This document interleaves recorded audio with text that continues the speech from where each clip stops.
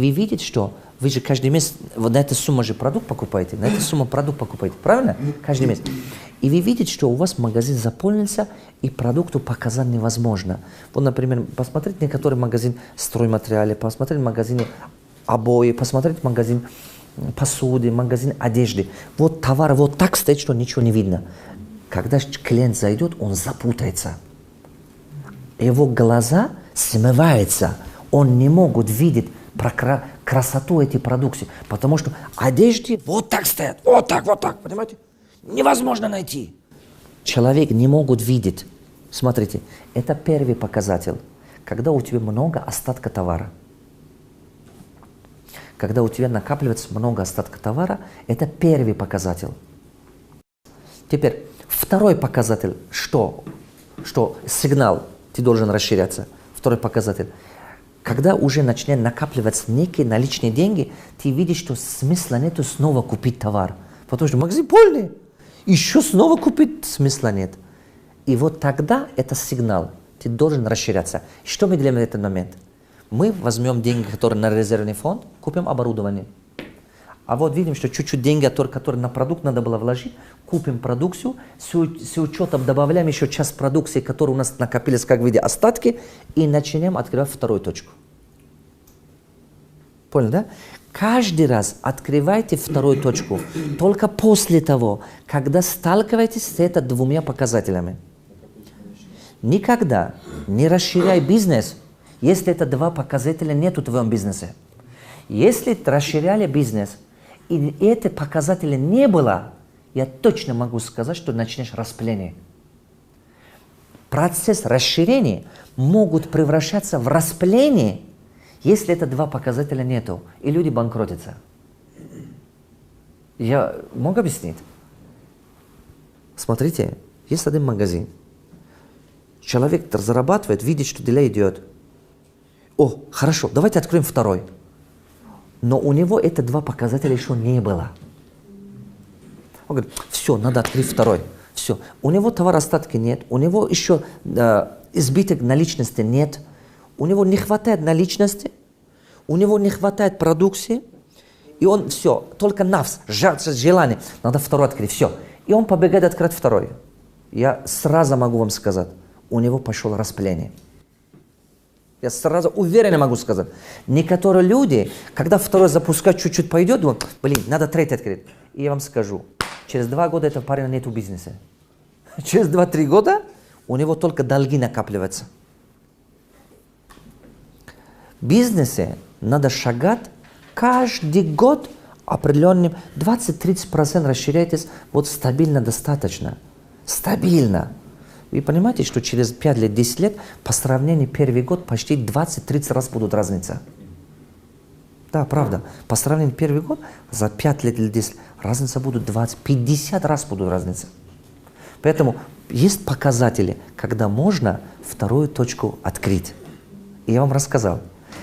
А теперь, если у вас все есть, это два показателя есть, но вы не расширяетесь. Это самая большая ошибка.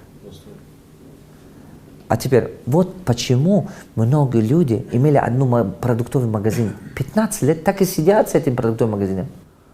Один маленький продуктовый. Вот как $300-500 на него зарабатывал, ну ладно, $1000. И так и зарабатывает, ходит. Говорит, ой, нет, второй открыть, это проблема. Нет, ты что?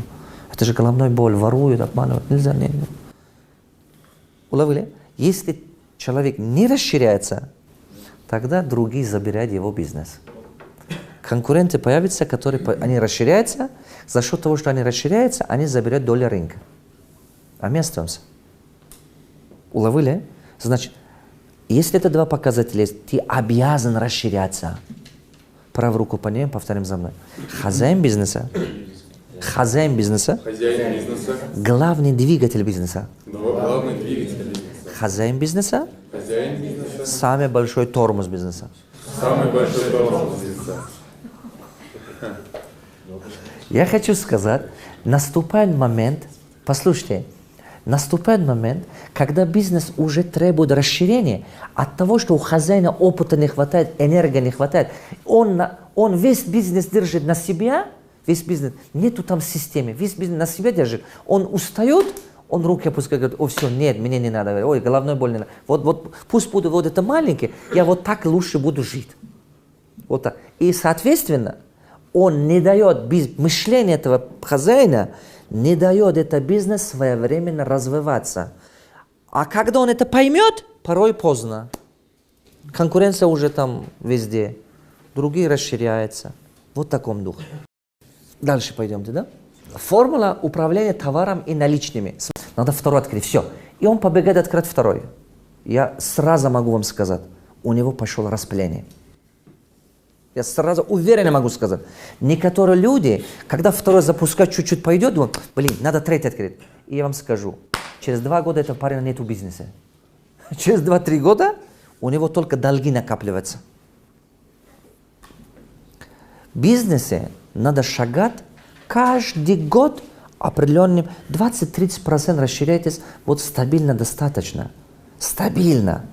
Вы понимаете, что через 5 лет, 10 лет по сравнению первый год почти 20-30 раз будут разница. Да, правда. По сравнению первый год за 5 лет или 10 разница будет 20-50 раз будут разница. Поэтому есть показатели, когда можно вторую точку открыть. И я вам рассказал. А теперь, если у вас все есть, это два показателя есть, но вы не расширяетесь. Это самая большая ошибка. А теперь, вот почему многие люди имели один продуктовый магазин. 15 лет так и сидят с этим продуктовым магазином. Один маленький продуктовый. Вот как $300-500 на него зарабатывал, ну ладно, $1000. И так и зарабатывает, ходит. Говорит, ой, нет, второй открыть, это проблема. Нет, ты что? Это же головной боль, воруют, обманывают. Нельзя, нет. Уловили? Если человек не расширяется, тогда другие забирают его бизнес. Конкуренты появятся, они расширяются. За счет того, что они расширяются, они заберут долю рынка. А мы остаемся. Уловили? Значит, если это 2 показателя есть, ты обязан расширяться. Правую руку поднимем, повторим за мной. Хозяин бизнеса. Хозяин бизнеса. Хозяин бизнеса. Главный двигатель бизнеса. Главный двигатель бизнеса. Хозяин бизнеса. Хозяин бизнеса. Самый большой тормоз бизнеса. Самый большой тормоз бизнеса.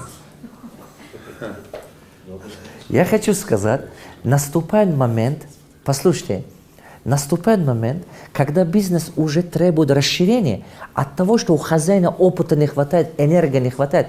Он весь бизнес держит на себя, весь бизнес, нету там системы, весь бизнес на себя держит. Он устает, он руки опускает, говорит, о, все, нет, мне не надо, ой, головной боль не надо. Вот пусть буду вот это маленький, я вот так лучше буду жить. Вот так. И, соответственно, он не дает, мышление этого хозяина не дает это бизнес своевременно развиваться. А когда он это поймет, порой поздно. Конкуренция уже там везде. Другие расширяются. Вот в таком духе. Дальше пойдемте, да? Формула управления товаром и наличными. Смотрите, теперь, когда человек... Давайте возьмем торговлю, да? Я почему торговле говорю? Производство то же самое, но торговле расскажу, легче будут понимать просто. Например, часть ваши деньги будут в товарообороте, часть надо грамотно управлять, чтобы не попасть на нехватку денег. Теперь у нас же получается, что 30% денег наличные остается же. И вот это 30%, которые наличные остается, на первой партии же мы вот как купили. На 60% наличных купили, 30% держали. Вспомните, да? А вот это 30% денег, которые наличными держали, их на второй партии закуп только 50% из этой суммы используйте. Еще держите оставшую. Сразу не потратьте. Держите. Не торопитесь много купить. Внимание. Чтобы убегать много ошибки, чтобы убегать затоваривание, чтобы убегать неэффективность использования денег, лучше вот, например, скажем, $10 000 был, 6 тысяч в самом начале купили, на второй партии 3 тысячи у вас осталось, на 1500 добавьте и купите. Оставшую пока еще держите. Смотрите, вот так, да? Деньги покупаем товар, половина наличных добавляем и купим товар. Второй как раз еще, вспомните, там еще 50% есть, да? Еще 30 добавите, третий, еще 20 добавите. В итоге получается, что на 3-4 цикла, зато вы точно знаете, что хит продаж. На него вкладываем деньги. Мы вкладываем деньги то, что продается. Не покупаем то, что замораживает деньги.